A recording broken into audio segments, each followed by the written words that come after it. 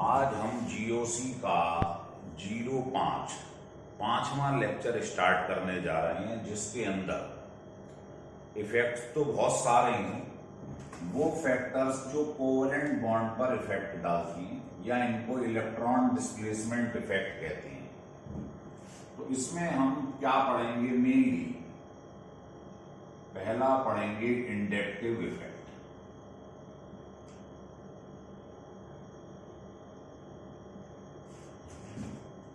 दूसरा पढ़ेंगे electromeric effect, तीसरा पढ़ेंगे मीजोमेरिक इफेक्ट या रेजोनेंस इफेक्ट। इन दोनों में बहुत कम अंतर होता है, आप देखेंगे। और चौथा होता है हाइपर कॉन्जुगेशन या इसको नो बॉन्ड रेजोनेंस भी कहते हैं। तो ये चार इफेक्ट हम पढ़ेंगे इसके अंदर, एक एक करके आपको समझाएंगे। इन सब में आप देखोगे ये वाला इफेक्ट जो है ये बहुत इंपॉर्टेंट नहीं है और बहुत छोटा है, बाकी ये तीनों बहुत ही इंपॉर्टेंट हैं। ये जो इलेक्ट्रोमैग्नेट देख रहे हो आप, ये टेम्परेरी इफेक्ट होता है,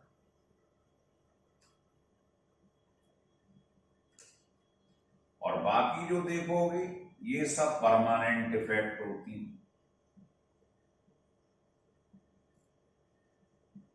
ये भी परमानेंट, ये भी परमानेंट, ये भी परमानेंट। क्योंकि जो इलेक्ट्रोमेरिक इफेक्ट है ये स्टार्ट होगा at the demand of reagent. जब तक रिएजेंट नहीं डालोगे रिएक्शन के अंदर तब तक ये स्टार्ट नहीं होगा। कहने का मतलब जैसे कार है, 1 करोड़ रुपए की कार है, चाबी खो जाए तो क्या वो कार चलेगी? बेकार है, डिब्बा है वो। तो वो चाबी होना जरूरी है। कहने का मतलब रिएक्टेंट में जब तक रिएजेंट नहीं डालोगे ये स्टार्ट नहीं होगा। तो ये at the demand of reagent चलता है, इसलिए टेम्परेरी। चाबी है तो चलेगा, नहीं तो नहीं चलेगा बिना रिएजेंट की मर्जी। बाकी जो है सबके सब इलेक्ट्रॉन डिस्प्लेसमेंट की वजह से होती हैं, इसलिए ये सबके सब परमानेंट होती है। क्योंकि इलेक्ट्रॉन का डिस्प्लेसमेंट तो होगा, है ना, बिना रिएजेंट की मर्जी के होगा, आप देखेंगे। तो ये सब परमानेंट है, केवल यही है जो टेम्परेरी। तो हम सबसे पहले स्टार्ट करेंगे इंडक्टिव इफेक्ट। तो हेडिंग डाल दो पहला इंडक्टिव इफेक्ट, बाकियों को हम हटा देते हैं।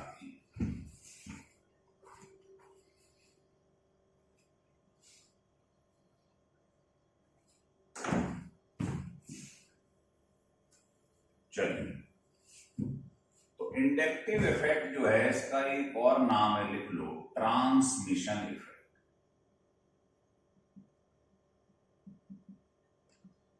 क्योंकि इसमें इलेक्ट्रॉन का ट्रांसफेरेंस होगा, आप देखेंगे अभी। तो पहले समझ लो होता क्या है, फिर इसकी डेफिनेशन बता दूंगा प्रॉपर तरीके से। कि मान लो यहां ये लिखा है या कोई कंपाउंड ये लिखा हुआ, अगर ए ज्यादा इलेक्ट्रोनेगेटिव हो गया इस पार्ट से, ये ज्यादा इलेक्ट्रोनेगेटिव है, तो ये इलेक्ट्रॉन पेयर को अपनी तरफ शिफ्ट कर लेगा, जिससे इस पर पार्शियल नेगेटिव चार्ज आ जाएगा और इस पर आ जाएगा पार्शियल पॉजिटिव। जो जितनी दूर होगा उससे ये इलेक्ट्रॉन कम खींच पाएगा, तो इस पे और कम आएगा, इस पे और कम आएगा। 3 कार्बन के बाद इसका इफेक्ट जो है वो नेग्लिजिबल हो जाता है। तो केवल 3 कार्बन तक ही इसे कंसीडर करते हैं, है ना। तो ये डिस्टेंस पे भी डिपेंड करता है, ध्यान रख लेना, इसलिए इसको ट्रांसमिशन इफेक्ट भी कहा गया है। अब मान लो बी से ज्यादा ये वाला हिस्सा इलेक्ट्रोनेगेटिव है, ये इलेक्ट्रोपॉजिटिव है, तो इलेक्ट्रॉन ये खींच लेंगे, इस पर पॉजिटिव चार्ज आ जाएगा, इस पे नेगेटिव। तो इस पे धीरे धीरे ये इफेक्ट जो है वो कम होता चला जाए। 3 कार्बन के बाद ये इफेक्ट खत्म होता जाता है। तो अभी आप पढ़ोगे कि इंडक्टिव इफेक्ट जो है वो क्या होता है, उसमें ये जो सिग्मा इलेक्ट्रॉन है, सिंगल बॉन्ड में इलेक्ट्रॉन है, सिग्मा इलेक्ट्रॉन्स, इनका ट्रांसफेरेंस होता है। अगर इलेक्ट्रोनेगेटिव ये है तो ये इलेक्ट्रॉन खींचेगा नेगेटिव चार्ज, बाकियों पे पॉजिटिव। अगर ये इलेक्ट्रोनेगेटिव कम है इससे तो इलेक्ट्रॉन ये खींच लेंगे। तो आप पढ़ोगे इसके बेसिस पर ये 2 टाइप का होता है, माइनस आई इफेक्ट और प्लस आई। इसी से ढेरों क्वेश्चन बने। समझ में आ रहा? तो आप लिख लो इसका नाम क्या क्या है, इंडक्टिव इफेक्ट। एक और नाम है, कहूं तो बता दूं, इसकी डिस्कवरी फैराडे ने करी थी, तो इसको फैराडे इंडक्टिव इफेक्ट भी कहते हैं। चलिए अब इसकी डेफिनेशन क्या है, लिखिए कि when two different atoms or group attached together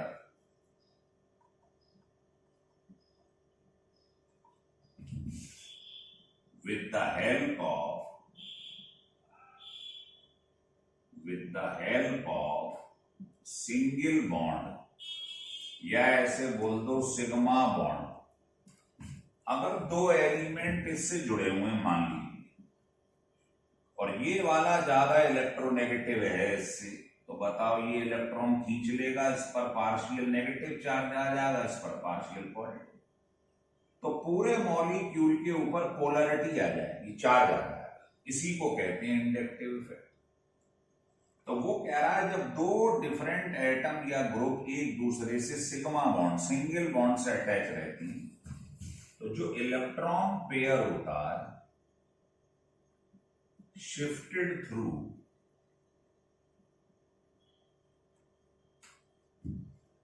more electronegative atom, जो ज्यादा इलेक्ट्रोनेगेटिव है, मान लिया एक्स है, तो इसकी तरफ इलेक्ट्रॉन शिफ्ट हो जाएंगे, तो इस पे कैसा चार्ज आ जाएगा, partial negative.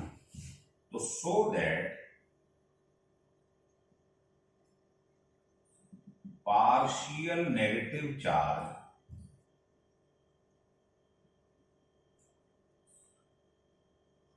acquired by them, और दूसरे एटम पे क्या आ गया, partial positive, and another atom acquire partial positive charge, delta मतलब पार्शियल। सो दैट चार्ज आने से क्या हुआ, पूरे मॉलिक्यूल पे पोलैरिटी आ गई। So that polarity is developed across the whole molecule, पूरे मॉलिक्यूल पे पोलैरिटी छा गई। पोलैरिटी मतलब चार्ज आ गया। This phenomenon is known as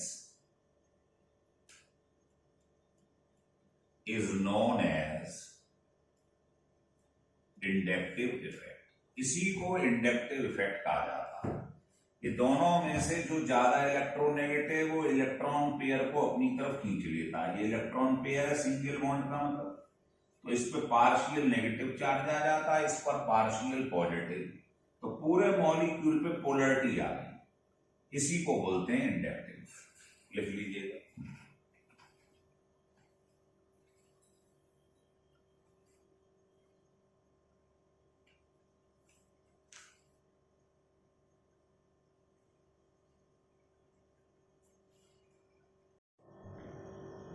अब देखिए इसकी करेक्टरिस्टिक्स।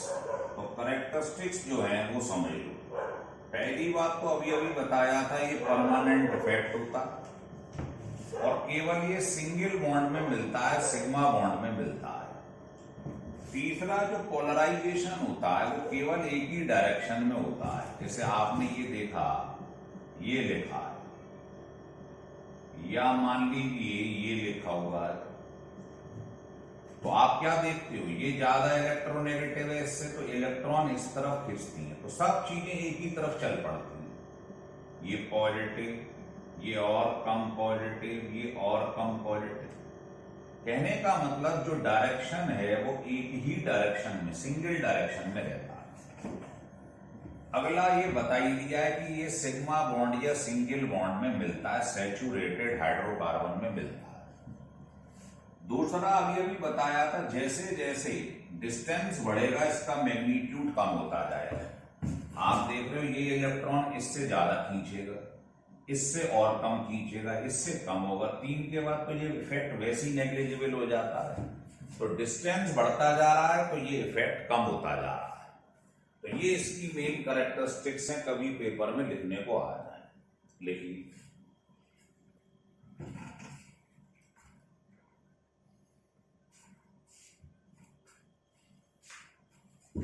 चलिए अब आपको बताते हैं कि इंडक्टिव इफेक्ट जो है मेनली 2 टाइप का होता है। तो लिखें, पहला, देयर आर 2 टाइप। बस इन्हीं से सारे न्यूमेरिकल बनेंगे तो ढंग से समझिए। पहला होता है -I इफेक्ट,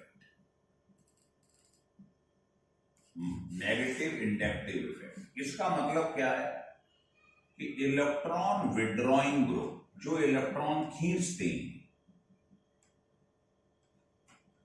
ये आपके पास से इलेक्ट्रॉन खींच लेंगे, और +I का मतलब देंगे। तो -I इफेक्ट मतलब इलेक्ट्रॉन खींचने वाले को, तो इनका हमें सीक्वेंस ध्यान रखना है। सीक्वेंस ये होता है इनका, अगर नेगेटिव चीज के ऊपर पॉजिटिव चल जाए तो समझ लो वो -I इफेक्ट शो करता है। ये सबसे ज्यादा शो करता है NF3, है ना। उसके बाद में एल्काइल ग्रुप जोड़ दीजिएगा, फिर H जोड़ दीजिएगा, फिर नाइट्रो ग्रुप, साइनो ग्रुप। बहुत लंबी टेबल है, पूरी क्या याद करोगे आप, ऐसे लिख लो। जितनी मैक्सिमम होती है वो मैं आपको बता दे रहा हूं। इसको पहले एल्डिहाइड ले लो, फिर CO ले लो, फिर ये एसिड का डेरिवेटिव आ जाएगा, फिर ईस्टर आ जाएगा। इस तरीके से आप लिखते चले जाइए।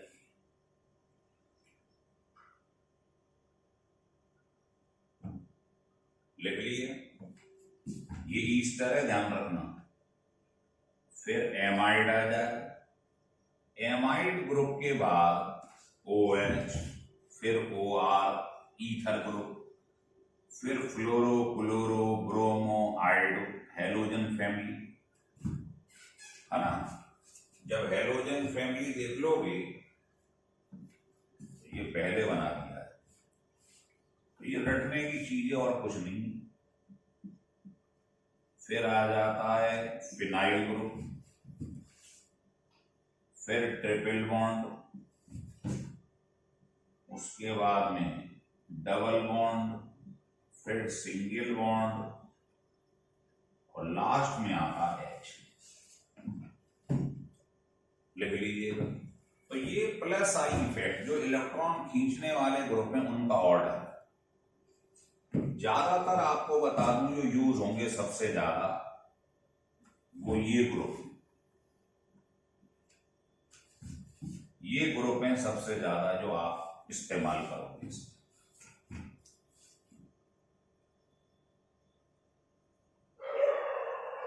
लिख लीजिए,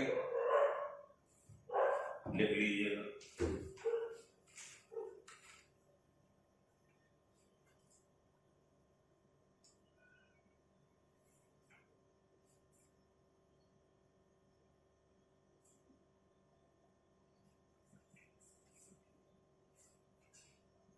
चलिए प्लस आई का सीक्वेंस भी लिख देता हूं, फिर एक साथ न्यूमेरिकल करेंगे।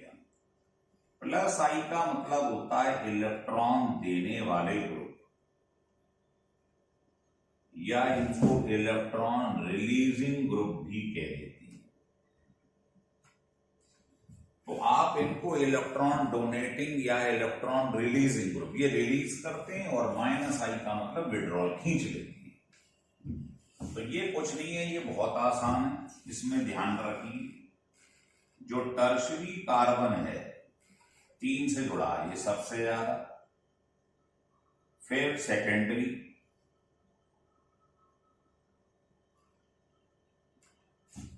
फिर प्राइमरी, फिर एल्काइल, और लास्ट में एच। एच इसमें भी आता है, ध्यान रखना, इसमें भी आता है, इलेक्ट्रॉन देता भी है और खींचता भी है। तो ये आपको दोनों सीक्वेंस याद रखने, क्योंकि इनसे बहुत सारे न्यूमेरिकल निकलेंगे। अब मैं आपको इस पर बेस्ड क्वेश्चन बताने जा रहा हूं, लिख लें।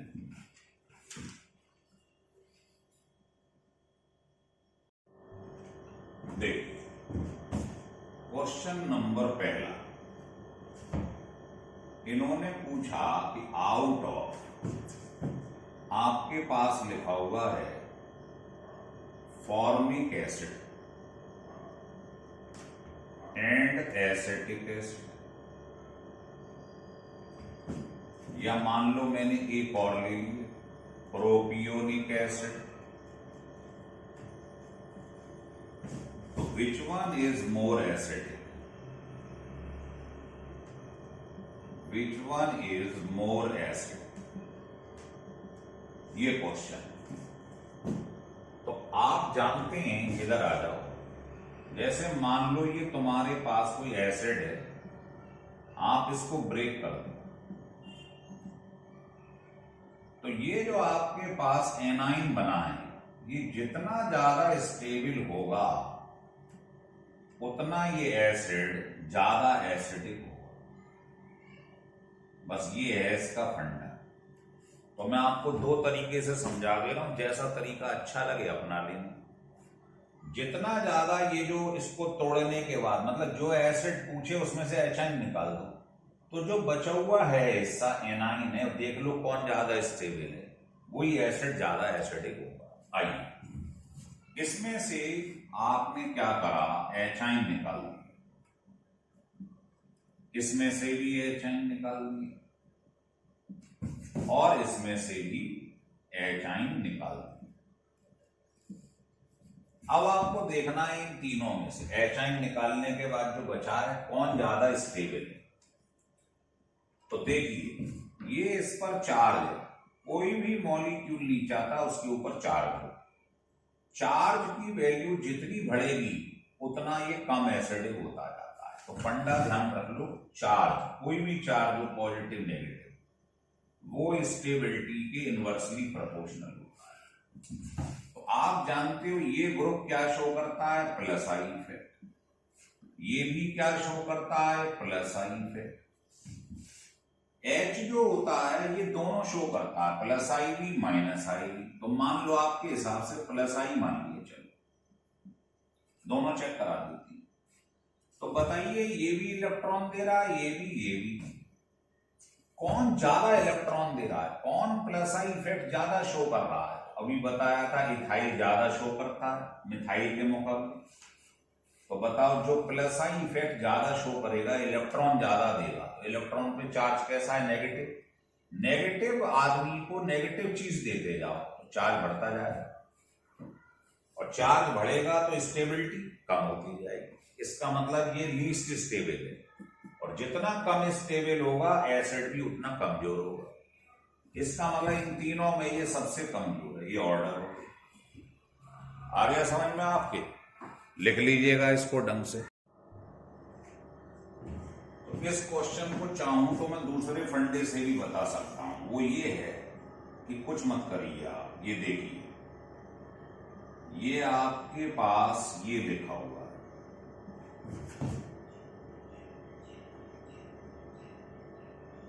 तो सीधा सा फंडा याद रख लो, कि जो माइनस आई इफेक्ट होता है वो एसिडिक करेक्टर के डायरेक्टली प्रोपोर्शनल होता है और जो प्लस आई होता है वो इनवर्सली प्रोपोर्शनल होता है। लिख लीजिए।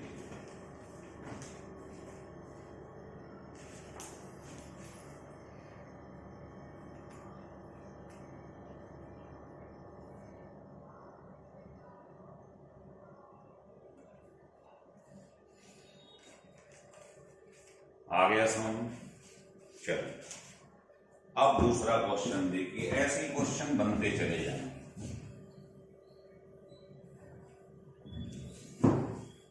जैसे मान लीजिए इस क्वेश्चन को हटा दिया और क्वेश्चन ये आ गया कि ये नाइट्रो एसिटिक एसिड लिखा है, फ्लोरो एसिटिक एसिड लिखा है और एसिटिक एसिड लिखा हुआ। कह रहा है इन तीनों में से बताओ सबसे ज्यादा एसिडिक कौन है। तो एक तो तरीका ये है कि आप इसका एचाइन निकाल दीजिएगा, ये बचेगा। एचाइन निकाल दीजिएगा, ये बचेगा। अब आप देख लो इन तीनों में से कौन ज्यादा स्टेबल है। स्टेबल आपको बता दिया है चार्ज के इनवर्सली प्रोपोर्शनल होता, बस ये याद रखिए। अब बताओ ये नाइट्रो ग्रुप जो है ये इलेक्ट्रॉन खींचता है माइनस आई, टेबल याद है आप, ये भी इलेक्ट्रॉन खींचता है, लेकिन मिथाइल ग्रुप जो होता है वो प्लस आई इफेक्ट शो करता है, इलेक्ट्रॉन देता है। तो बताइए जब ये इलेक्ट्रॉन खींचेगा तो ये चार्ज कम होता जाएगा, इसके मुकाबले ये वाला कम खींचता है, ये ज्यादा इलेक्ट्रॉन खींचता है, माइनस आई शो करता है। तो जो इलेक्ट्रॉन ज्यादा खींचेगा तो ये नेगेटिव चार्ज कम हो जाएगा बहुत, तो स्टेबिलिटी इसकी सबसे ज्यादा हो जाएगी। और जो नेगेटिव आयन सबसे ज्यादा स्टेबल होता है वही सबसे ज्यादा एसिडिक होता है। फंडा ध्यान रखिए, more stability of an ion directly proportional to acidic character. हो रहा है क्लियर? चलिए ऐसे क्वेश्चन बनते चले जाएंगे। और या इसका एक आसान तरीका मैंने बता दिया, जल्दी करना है तो कुछ मत करो। ये देखो नाइट्रो क्या शो कर रहा है, माइनस आई, ये भी माइनस आई, ये प्लस आई। तो फंडा याद रख लो, जो ज्यादा माइनस आई शो करता है वो ज्यादा एसिडिक होता है। तो इन दोनों में कौन ज्यादा माइनस आई शो कर रहा है, ये वाला, तो ये ज्यादा एसिडिक हो गया, ये कम हो गया। और ये तो प्लस आई शो कर रहा है, तो जो प्लस आई शो करते हैं वो कम होते हैं। ये नंबर 3 का है। मतलब ये कुछ करने की जरूरत ही नहीं पड़ेगी, ये तो समझाने के लिए आप समझ गए। दूसरा क्वेश्चन। अब तीसरा क्वेश्चन लीजिए। मान लो पेपर में आपको सवाल दे दिया गया कि out of nitro acetic acid, fluoro acetic acid, ऐसे क्वेश्चन बना दिया। बस एसिड को अपने पास रखिए। बताइए ये नाइट्रो ग्रुप है, क्या शो करेगा, माइनस आई, फ्लोरो भी माइनस आई, और ये वाला ग्रुप भी माइनस आई। लेकिन इन तीनों में माइनस आई कौन ज्यादा शो करता है, ये वाला। टेबल याद रहनी चाहिए, जो माइनस आई ज्यादा शो कर रहा है वो ज्यादा एसिड। ये आंसर हो गया। भाई आपको जो सीक्वेंस लिखवाया था माइनस आई का, बताइए ये था कि नहीं था। तो जो माइनस आई ज्यादा शो करेगा वो ज्यादा एसिड। माइनस आई का मतलब इलेक्ट्रॉन खींच लेगा, तो इलेक्ट्रॉन खींच लेगा तो जो ये है नेगेटिव चार्ज खींच लेगा, तो चार्ज कम होता जाएगा। चार्ज कम होगा, स्टेबिलिटी बढ़ती जाएगी। और जो एनाइन ज्यादा स्टेबल होता है वो ज्यादा एसिडिक होता है। ऐसे भी समझ सकते हो दोनों फंडे। ये तो है बिल्कुल यूं समझो 1 सेकंड में आंसर निकालने वाला फंडा। और अगर आपको स्टेबिलिटी चेक करनी है तो ये वाले फंडे से कर लो। लेकिन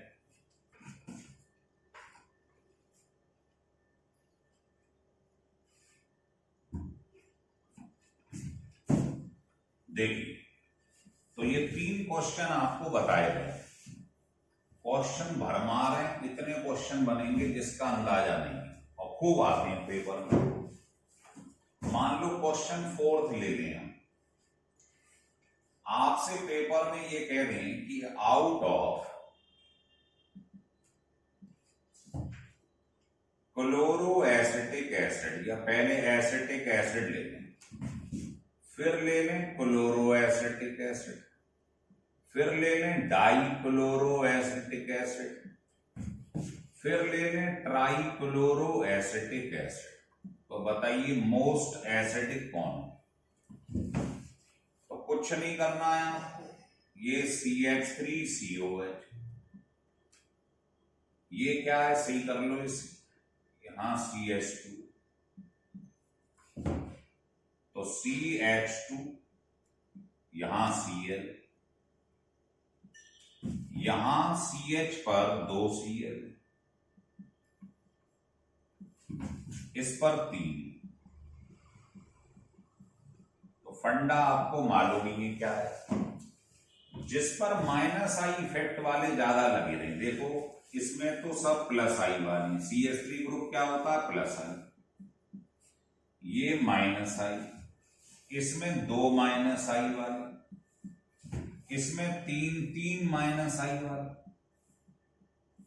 और फंडा ये बताया था जो -I इफेक्ट ज्यादा शो करेगा वो ज्यादा एसिडिक होगा। तो बताइए ये सबसे ज्यादा एसिडिक हो गया नहीं हो गया? और अगर आपको चेक करना है एनाइन से, तो दूसरा फंडा है एचाइन निकाल दो। जो -I ज्यादा शो करेगा, इलेक्ट्रॉन खींचेगा, तो चार्ज क्या होता जाएगा, कम, स्टेबिलिटी बढ़ती जाएगी। तो इसकी स्टेबिलिटी सबसे ज्यादा है एनाइन की, तो ये सबसे ज्यादा एसिडिक है। समझ में आ रहा? 5वां क्वेश्चन ले लीजिए। मान लो क्वेश्चन ये बना दिया जाए कि आउट ऑफ, ये आपके पास एसिड,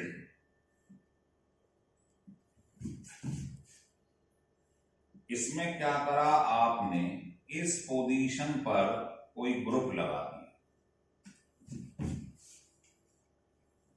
और इसमें इस पोजीशन पे ग्रुप लगा दिया। तो आप बताओ इनमें से कौन ज्यादा एसिड है? तो देखो ये तो शो कर रहा है +I, ये करता है Br-I, ये भी -I। तो जब सेम ग्रुप आ जाए तो ये देखा करो एसिड से इनका गैप जो है, इसको निकाल दो, चाहो ये बना लो, एनाइन बना लो। अब बताओ कौन सा एनाइन ज्यादा स्टेबल है? तो ये नेगेटिव चार्ज से दूर है, ग्रुप के बगल में अल्फा बीटा पोजीशन पर है, ये ग्रुप के बगल में, तो ये इलेक्ट्रॉन जल्दी खींच लेगा इससे। समझ में आ रही बात? तो जो जल्दी इलेक्ट्रॉन खींच लेगा, चार्ज इस पर पहले कम हो जाए। तो ध्यान रख लो, अगर अल्फा बीटा गामा की कभी बात आ जाए, मान लो इसे मैं गामा बना दूं, चलो मान लो ये सवाल ये हो जाता अल्फा बीटा गामा, तो इससे जिसका गैप दूर होगा, डिस्टेंस ज्यादा दूर होगा, इसका मतलब क्या होगा, जो इलेक्ट्रॉन ये खींच रहा है, ये वाला खींच रहा है, इसकी टेंडेंसी कम होगी अल्फा के मुकाबले। तो अल्फा वाला सबसे ज्यादा एसिडिक, फिर बीटा, फिर गामा। तो इस क्वेश्चन को डिस्टेंस से किया जाता है। डिस्टेंस ज्यादा होगा तो क्या होगा, उसकी स्टेबिलिटी कम हो जाएगी, और स्टेबिलिटी कम होगी तो एसिडिक कैरेक्टर भी कम हो जाएगा, क्योंकि स्टेबिलिटी जो होती है एनाइन की, वो एसिडिक कैरेक्टर के क्या है, डायरेक्टली प्रोपोर्शनल। तो डिस्टेंस वाले सवालों में ध्यान रख लो, अल्फा वाला सबसे ज्यादा एसिडिक, फिर बीटा, फिर गामा, ये आंसर हो जाएगा। हो रहा है क्लियर? लिख लीजिए।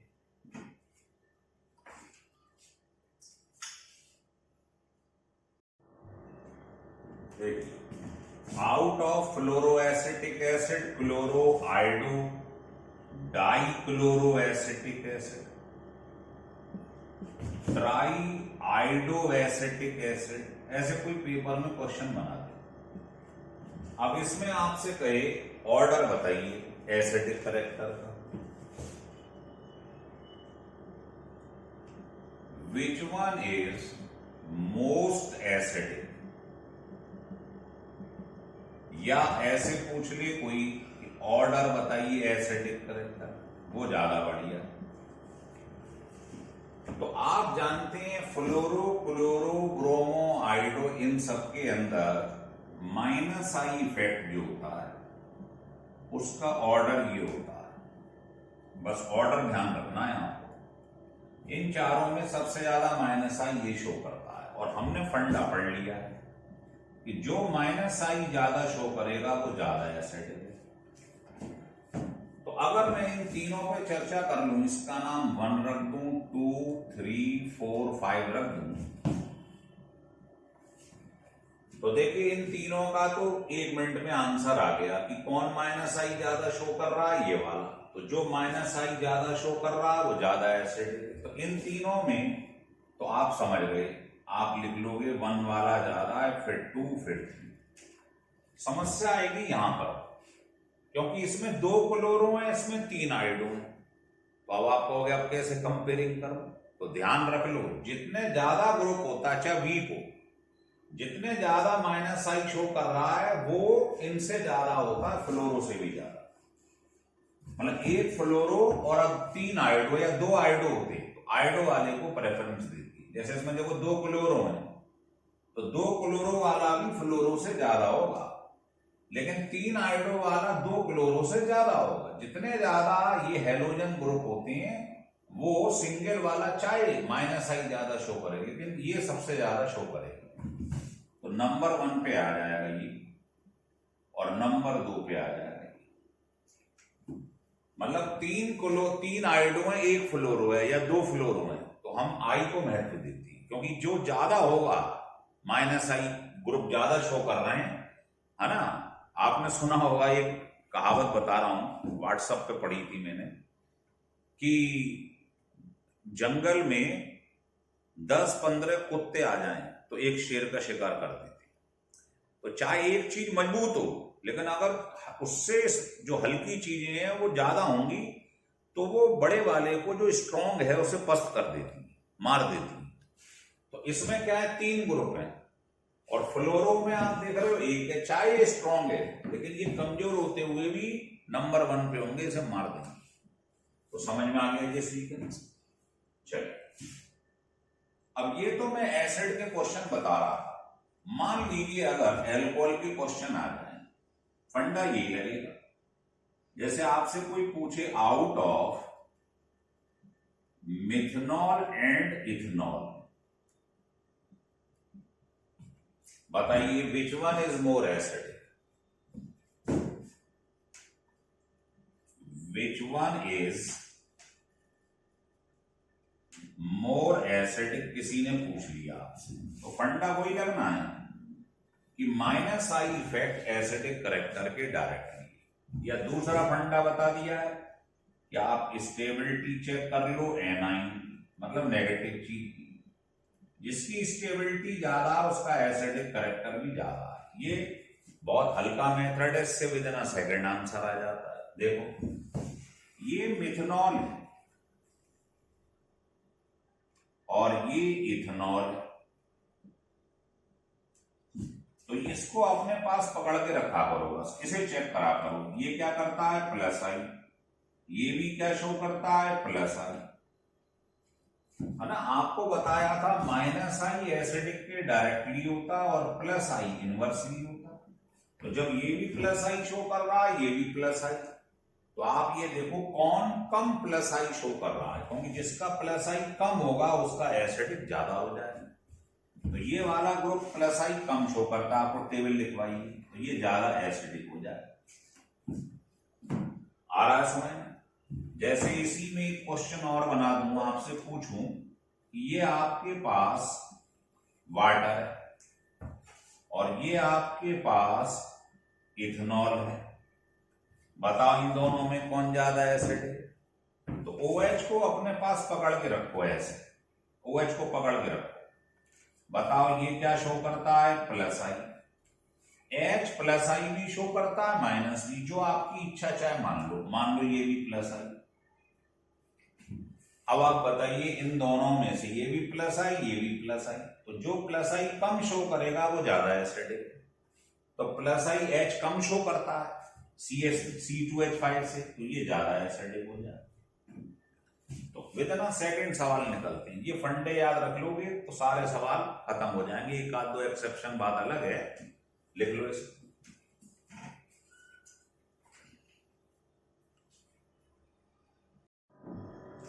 तो 9th क्वेश्चन देखिएगा, 8 क्वेश्चन हम इसके ऊपर देख चुके हैं। 9th क्वेश्चन ये है कि ये 3 एल्कोहल है, ये प्राइमरी है, ये सेकेंडरी है और ये टर्शरी है। इनमें से बताना है सबसे ज्यादा एसिडिक कौन।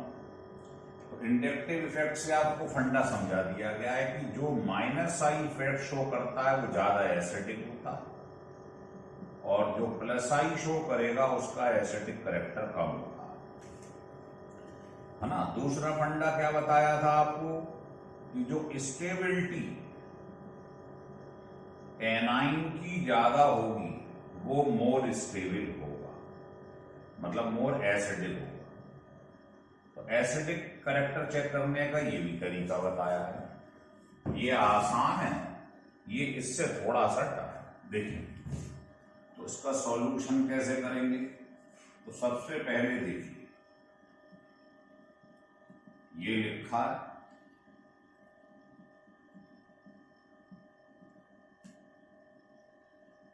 ऐसे तीनों लिख लो।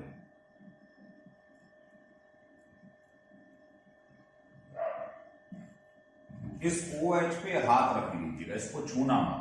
बताओ ये क्या शो करता है, प्लस आई। ये 2 तरफ से प्लस आई, ये 3 तरफ से प्लस आई। तो जितना प्लस आई इफेक्ट ज्यादा होगा उतनी चीज एसिडिक कम हो जाएगी। तो आंसर ये होगी, प्लस आई इफेक्ट बढ़ता जा रहा है, इलेक्ट्रॉन देने वाले बढ़ते जा रहे हैं, एसिडिक कैरेक्टर कम होता जा रहा है। दूसरा फंडा देखना है तो ये स्टेबिलिटी वाला चेक कर लो। इसमें क्या फंडा लगता है, चार्ज जो होता है वो स्टेबिलिटी के इनवर्सली प्रोपोर्शनल होता है। तो उसके लिए क्या करेंगे, सब में से HI निकाल दो, HI निकाल दो। अब ये जो रह गया है तुम्हारे पास एनाइंस रह गए, इनकी स्टेबिलिटी चेक कर लो। तो ये बताओ इस नेगेटिव आदमी को 3 दिशाओं से और इलेक्ट्रॉन दिए जा रहे हैं, नेगेटिव दिए जा रहे हैं। तो नेगेटिव चार्ज क्या होगा, बढ़ जाएगा बहुत। तो चार्ज बढ़ जाएगा तो स्टेबिलिटी इसकी सबसे कम हो जाएगी, और स्टेबिलिटी कम होगी तो उसका क्या होगा, एसिडिक कैरेक्टर भी कम होता जाएगा। एसिडिक कैरेक्टर लिख देता, सबसे कम इसकी स्टेबिलिटी है, सबसे कम एसिडिक कैरेक्टर। ऐसे चेक कर लो। अगला क्वेश्चन ये है, एलिफेटिक एल्कोहल, ये लिखा है इथेनॉल, और एरोमेटिक फिनॉल। बताओ इसमें कौन ज्यादा एसिडिक है। तो सबका एक ही तरीका होता है, प्लस आई माइनस आई, दोनों को लिख लो। देखो OH पे रख लो हाथ, बताओ ये क्या शो कर रहा है, प्लस आई, और ये फिनाइल ग्रुप क्या करता है, माइनस आई। तो बताओ ये इलेक्ट्रॉन खींच रहा है, ये दे रहा है, तो जो माइनस आई शो करता है वो ज्यादा एसिडिक है। इसका मतलब एरोमेटिक एल्कोहल ज्यादा एसिडिक है। समझ में आ रहा, लिख लीजिए।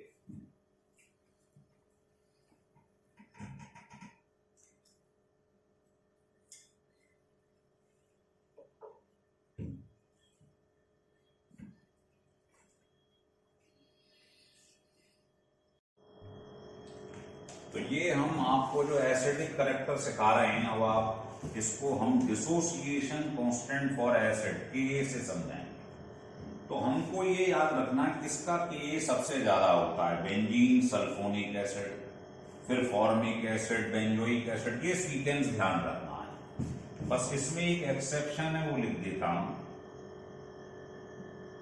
वैसे तो वाटर का हमेशा ज्यादा होता है किसी भी एल्कोहल से, लेकिन मिथनॉल का ज्यादा होता है वाटर से, ये याद रखना है आपको बस।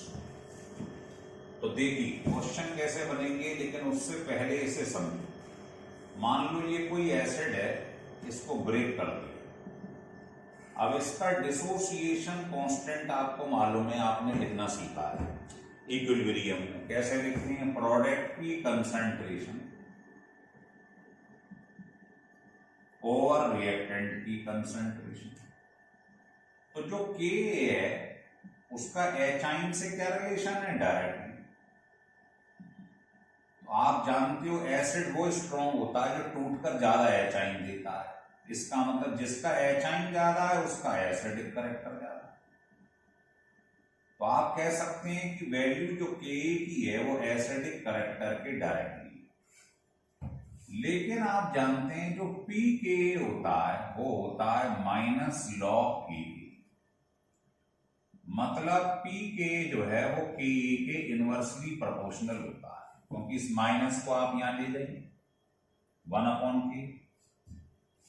तो K एसिडिक के डायरेक्टली है, तो ये भी कह सकते हैं कि pK एसिडिक कैरेक्टर के इनवर्सली। बस ये फंडे से सवाल सॉल्व हो गया। और K का हमें चार्ट ध्यान रखना है, डाटा से निकाला गया। तो क्वेश्चन इस पर ऐसे बनते जाएंगे कि किसी ने कहा ये बताइए, ये लिखा है फिनॉल लिखा है और एसिटिलीन लिखा है, बताओ सबसे ज्यादा एसिडिक कौन है? तो आपको K याद रखना है, जिसका K ज्यादा है उसका एसिडिक ज्यादा। तो लिस्ट ध्यान रख लो, सबसे पहले ये आ रहा है, फिर फिनॉल आ रहा है, फिर एल्काइन आ रहा है। तो यही आंसर हो गया। मान लो पेपर में क्वेश्चन ये आ जाए कि ये वाटर है, ये इथेनॉल है, ये मिथेनॉल है, बताइए कौन ज्यादा एसिडिक है? तो अभी मैंने बताया था एक्सेप्शन ध्यान रख लेना, वाटर किसी भी एल्कोहल से ज्यादा एसिडिक है, मिथेनॉल को छोड़ दो। तो मिथेनॉल नंबर 1 पे आ गई, फिर वाटर और फिर ये एल्कोहल। तो इस टाइप के क्वेश्चन डिसोसिएशन कांस्टेंट्स की टेबल से बनते चले जाएंगे। कोई भी 3 दे देगा, इससे आप 1 मिनट में बता दोगे क्या आंसर।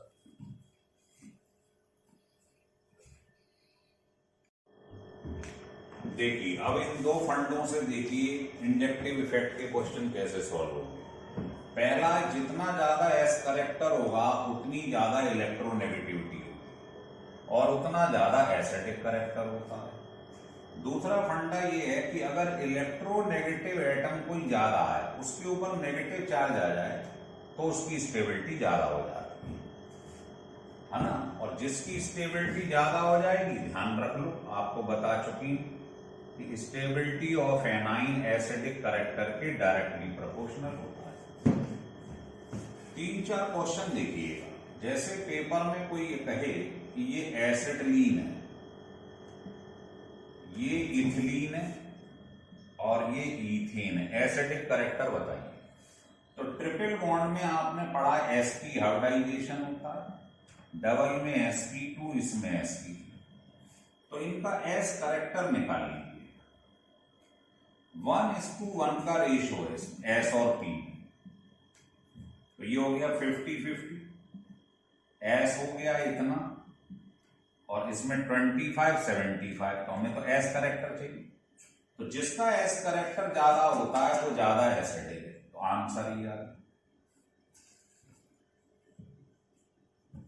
ठीक है, लिख लीजिए। दूसरा क्वेश्चन, मान लो आपने ये ले लिया कि ये मीथेन है, वाटर है, अमोनिया है और एच है।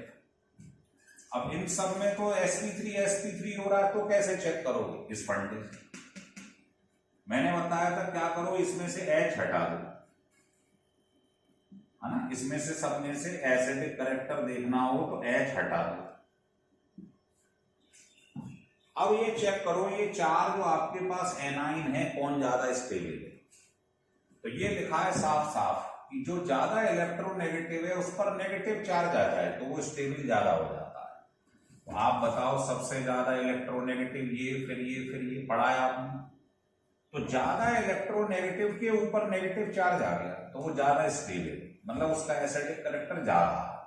तो नंबर 1 पे गया जाए। फिर कौन आता है? O, फिर N, और कार्बन की तो इलेक्ट्रोनेगेटिविटी इन चारों में सबसे कम। तो ये वाला फंडा ध्यान रखो, ज्यादा इलेक्ट्रोनेगेटिव के ऊपर नेगेटिव चार्ज है तो वो ज्यादा स्टेबल है, मतलब ज्यादा एसिडिक है। समझ में आ रहा है? अगर मान लो क्वेश्चन ये नहीं, पेपर में ये क्वेश्चन आ जाए कि ये मिथनॉल है और ये मिथाइल अमीन, बताइए कौन ज्यादा एसिडिक? तो वो ये पहले H हटा। ये फंडा कब लगाते हैं? सेकंड वाला फंडा, जब दोनों पे हाइब्रिडाइजेशन सेम हो, sp3 अलग अलग हो sp2 तो इस फंडे से चेक करना। अगर आपको दिखाई दे जाए कि दोनों में सेम हाइब्रिडाइजेशन है तो सेकंड वाला फंडा लगा दो, H निकाल दो, इसमें से H निकाल दो। अब बताओ O ज्यादा इलेक्ट्रोनेगेटिव है या N? O। तो जो ज्यादा इलेक्ट्रोनेगेटिव है उसके ऊपर नेगेटिव चार्ज आ जाए तो उसकी क्या होती है? स्टेबिलिटी या एसिडिक करेक्टर बढ़ जाता है। आंसर हो गया बस।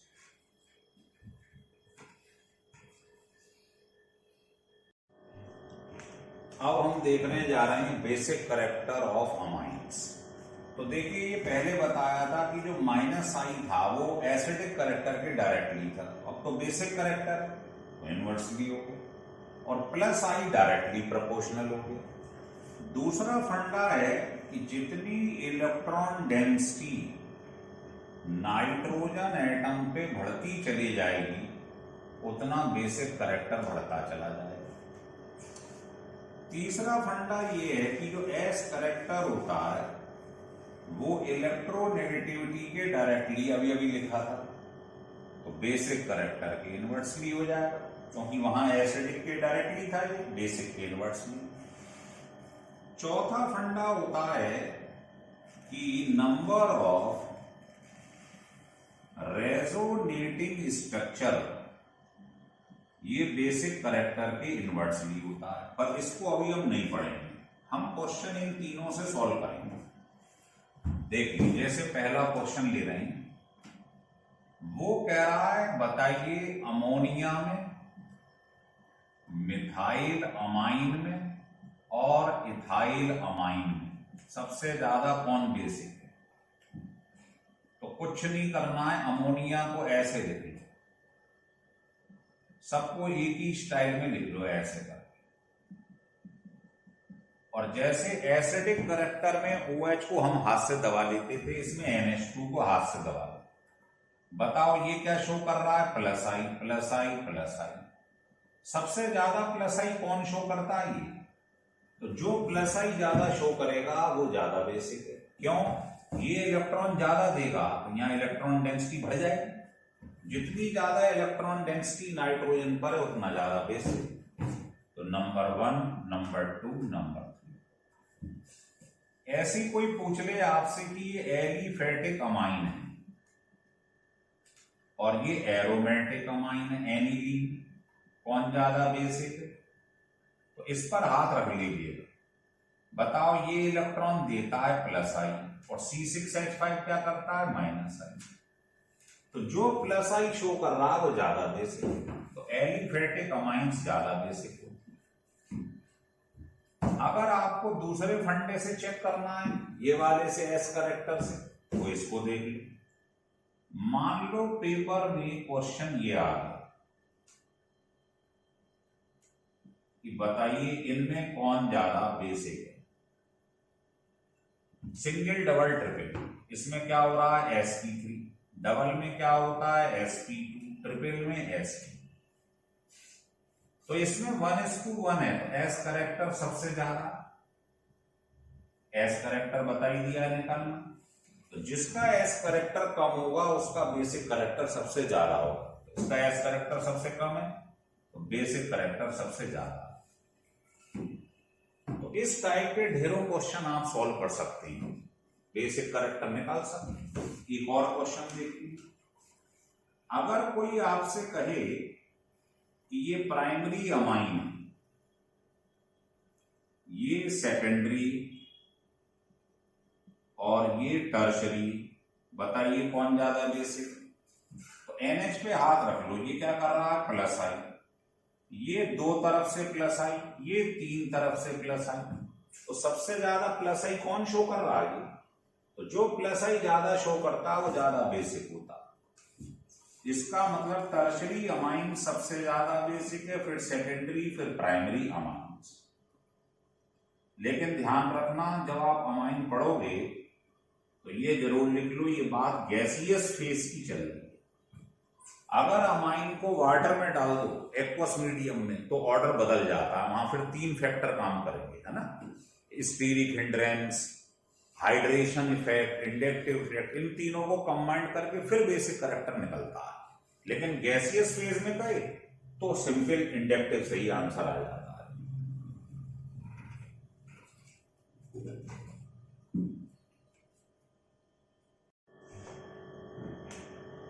अब इंडक्टिव इफेक्ट की मदद से कार्बोकैटाइन, कार्बेनायन और फ्री रेडिकल, इनकी स्टेबिलिटी कैसे चेक करती है, एक एक करके देखो। तो यहां लिख लो स्टेबिलिटी ऑफ कार्बोकैटाइन। कार्बोकैटाइन का मतलब है कार्बन पर positive charge, and carbanion मतलब कार्बन पर नेगेटिव चार्ज। इसकी स्टेबिलिटी चेक करनी हो तो बस फंडा याद रख लो कि charge inversely proportional to stability. और अगर आपको फ्री रेडिकल की स्टेबिलिटी चेक करनी हो, इस पे तो चार्ज होता नहीं, तो उसका फंडा है जितनी ज्यादा इलेक्ट्रॉन डेंसिटी होगी सेंट्रल कार्बन पे उतना ज्यादा वो स्टेबल होगा। बस ये 2 फंडे देखो, ये फंडा ध्यान रखना, ये मत भूल जाना। जैसे क्वेश्चन ले लिया पहला, आपसे पूछा ये कार्बोकैटाइन, कार्बन पर पॉजिटिव चार्ज, ये सेकेंडरी कार्बोकैटाइन और ये टर्शरी कार्बोकैटाइन। बताइए कौन ज्यादा स्टेबल? तो इसमें देखो आप 3 तरफ से प्लस आई इफेक्ट शो कर रहा है, मतलब पॉजिटिव आदमी को 3 डायरेक्शन से इलेक्ट्रॉन दिए जा रहे हैं। अगर पॉजिटिव आदमी को इलेक्ट्रॉन मतलब नेगेटिव चीज देते जाओगे, ये पॉजिटिव चार्ज देखा करो बस, ये पॉजिटिव चार्ज बढ़ेगा कम होगा। पॉजिटिव को नेगेटिव देते जाओगे 3 डायरेक्शन से तो कम होता जाएगा। चार्ज कम होगा तो स्टेबिलिटी बढ़ती जाएगी, तो इसकी स्टेबिलिटी सबसे ज्यादा होगी। इसमें 2 ही तरफ से दे रहा है, तो इसके मुकाबले क्या होगा, पॉजिटिव चार्ज थोड़ा ज्यादा होगा, है ना, तो ये ऑर्डर होगी। अगर इसी क्वेश्चन को उल्टा कर दूं, अब मैं नेगेटिव चार्ज लगा दूं, कार्ब एनायन। अब आप देखो, अब बताओ, नेगेटिव आदमी को 3 डायरेक्शन से इलेक्ट्रॉन मतलब नेगेटिव चीज दे रहे हो, नेगेटिव को नेगेटिव देते जा रहे हो, तो नेगेटिव चार्ज क्या होगा, बढ़ेगा। चार्ज बढ़ेगा, स्टेबिलिटी सबसे कम हो जाएगा। अब उल्टा होता है। और फ्री रेडिकल को देखें, जैसे मान लो यही प्राइमरी, सेकेंडरी, टर्शरी ले लिया जाए,